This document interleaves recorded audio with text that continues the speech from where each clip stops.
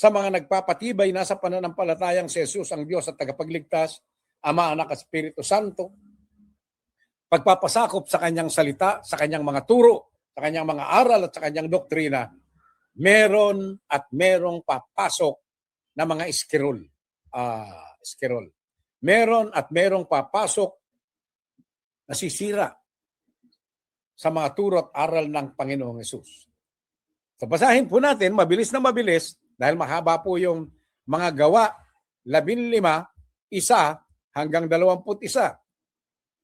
Mahalaga pong makita natin ang katotohanan nito upang atin siyang mabigyan ng pagpapaliwanag. Okay, tingnan po natin ha. Ang kasaysayan pong ito tungkol sa pagpupulong sa Jerusalem at atin pong basahin.